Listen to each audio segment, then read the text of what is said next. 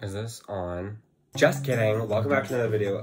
I haven't been gone that long. I still know how to film a video. Also, of course. Oh, I wasn't even grabbing it. I always have a nice coffee in my videos, especially in the sit-down ones. But anyways, as you saw by the title, it's obviously a Q&A. Because apparently this is my 100th video. So I'm not really sure. I think it's my 100th video. So we're doing a Q&A. And I asked you questions on Instagram. I'm just gonna pick as we go along. I did not pre-screen these questions. I'm just gonna DIY it now. Go grab your favorite drink or whatever, snack, and get ready for this Q&A. First question, did you ever have a mental breakdown? So we're starting off with a good one. Short answer, yes. Many times have I had a mental breakdown. Typically you can gauge this by whether or not I am posting videos, because during my MTB phases, I basically just remove myself from everything. I think last year I had quite a few. I think it was just a mix of everything, like school things, personal things. It all just sort of culminated into a few mental breakdowns, but I don't think I've had one in a while. I think I'm doing pretty good right now. So yes, I've had them and they get me good. They get me good. What's your motivation to study?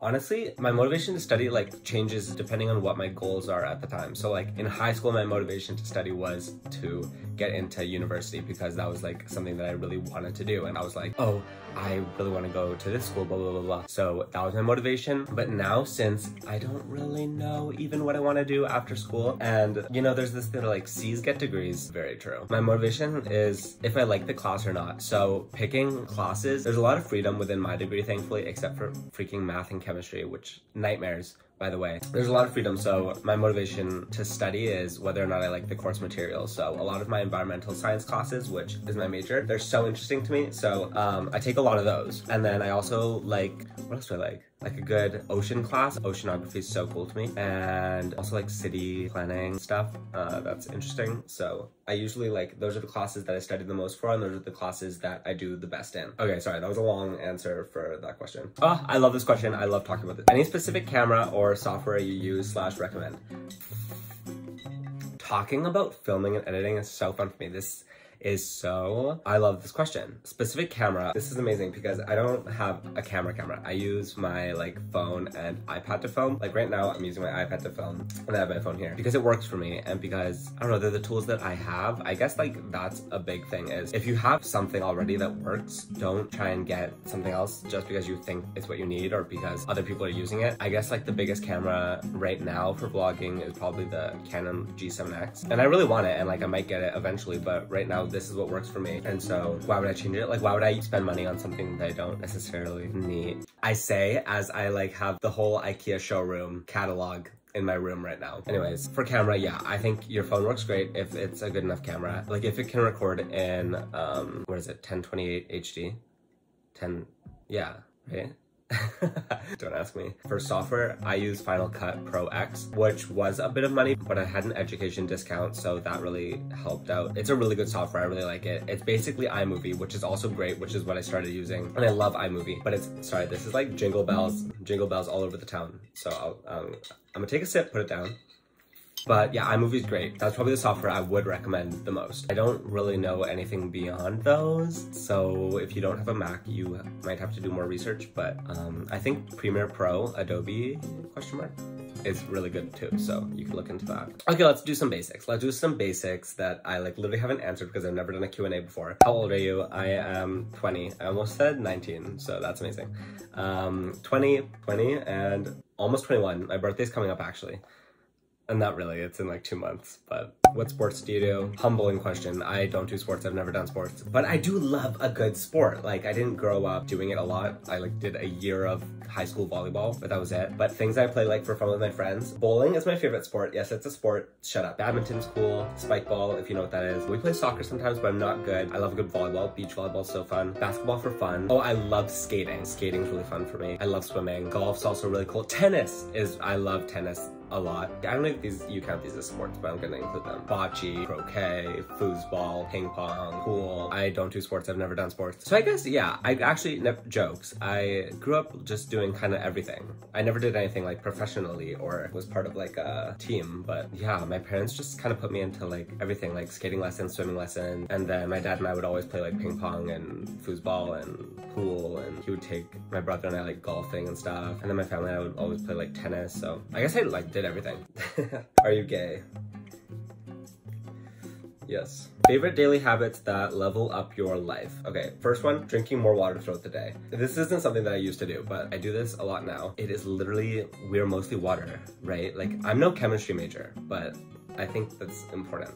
Or biology. It also puts you in a better mood. Ooh, I think my biggest favorite daily habit is going on walks every day, preferably like within nature somewhat, or like where there's like good, pretty things to see and views. That's a big one for me, so I love walking around campus. I would say reading if I did it more, but when I do read, I do like it. So yeah, those are probably my favorites at the moment. How is your desk always so clear? It's not. Like, it's not bad right now.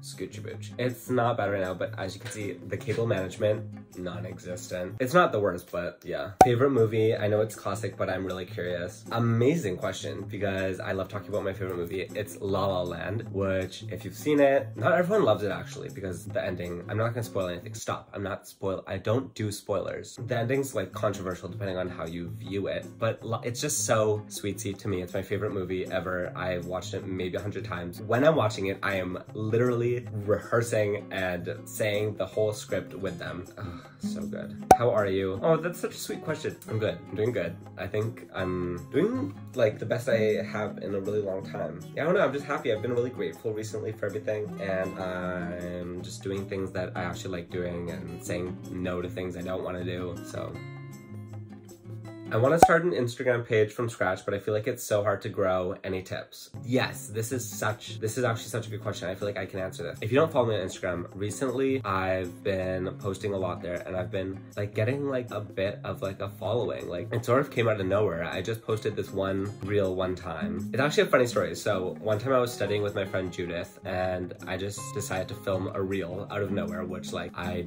was not posting reels at the time. And at the time I had like maybe just over like 1,000 followers, and then that just started gaining traction, that one video, and then I just kept posting, was consistent with it, and now I'm at over 70K or something, which is really crazy, and I'm so grateful for everything that's happened and everyone that follows me and just like all the opportunities it's brought. But so I feel like I can't talk about this because for the longest time I was not growing on Instagram, and I was like I'm posting and I feel like I'm working hard on this, don't know what to do. I guess like the biggest thing would be reels. I think Instagram's trying to be like more of a video app. So I think Instagram is trying to be TikTok. The only difference is there's way more people posting videos on TikTok right now, and that's not the case on Instagram. So they're pushing your videos more. Every video you post gets a chance to go viral, I think. I don't analyze algorithms or anything like that, but I think that's what's happening. That's my first thing, is if you're starting really from scratch, like make sure reels are a big part of your content strategy, because those are going to be what take off the most and have the biggest chance of virality and biggest chance of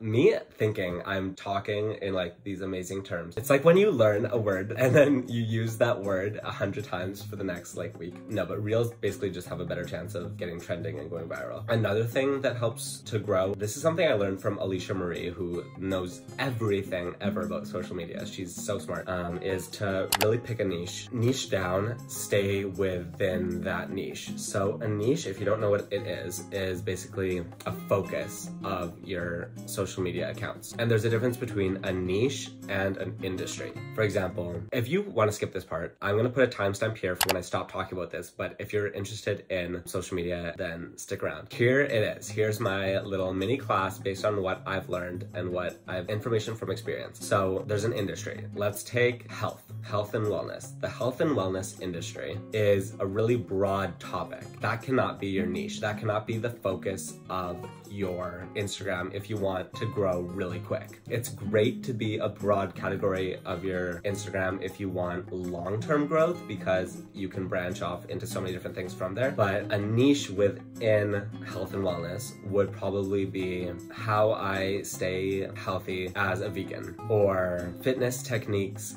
for 20-year-olds. So it's something really specific to a pretty, not small audience, but a smaller audience than the industry would be for. For me, for example, I guess, I'm a really bad example for this because my content's all over the place. My general focuses are like motivation, productivity, self-care, wellness as a college student and through the lens of a college student. That's my niche, I guess, which again is pretty broad, but I like it because I get really bored of things really quick. And so it lets me have freedom to post a wider variety of content that I enjoy and that I think people will enjoy. Whereas when you niche down really small, yes, it helps you grow really quick, but you have way less freedom. Okay, sorry, that was the longest answer for no reason, but those 2 tips are the biggest things that'll help you grow, along with consistency. So sticking to a content schedule, again, this is not something I'm good at because I post when I want to post. And so thankfully that's been just a lot recently on Instagram. Cannot say the same on here, obviously, but it will be soon. Okay, how do you organize your time for studying and vlogging?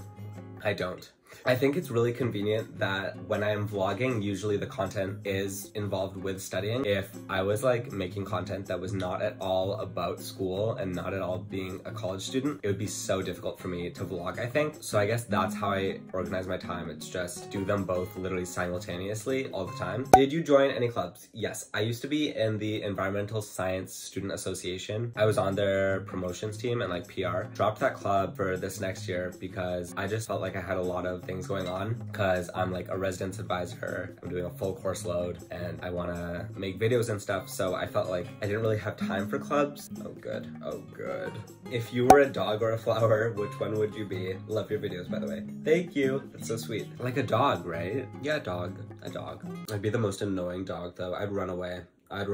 Any tips for new students applying to UBC? So I go to UBC, the University of British Columbia. For applying, the biggest thing's probably having a good story to write about, because a big portion of the UBC application is the like personal profile, and you have to write a lot, and I think it has a lot of weight for your application. I hear that a lot, that during application you should write what you think they'd want to hear, which is true to some degree, but if the story you're writing about isn't your truth and isn't something that you really identify with and has meaning with you, then there's no point. Also, I'm so sorry that I sound like this. I am still getting over a cold. What are some of your goals right now? I don't really have like full hard set goals that I want to achieve. I have a few things that I'd like to start doing more. So one of those things is making more videos and just sort of being more disciplined, I guess, with that. Another thing, I want to be more present with friends when I'm with them, because I feel like when I'm with friends, a lot of the time I'm like, this isn't all the time. Like I do think I like listen pretty well, but a lot of the time, even when we're just hanging out, I'll be like making content or something like that, which is fine some of the time, but for the most part, I want to be more present with friends and like really just be there with them. My head's like in the clouds a lot. Sometimes I'll just be like, wait, repeat that. I wasn't with us. Say that again, and I'll listen. And then another goal, I think appreciate things that I have and stop longing for things that I don't have yet. There's a lot of things that I have that I should be really grateful for. And if you're always wanting new things and like new accomplishments or whatever, they're not gonna come right away. You need to like be grateful and appreciative of everything you have right now before you can focus on what's next. That's a big goal I have right now. But that is every question I'm answering today. Thank you for watching this first Q&A. I love you. Have a great day, and I'll see you next time.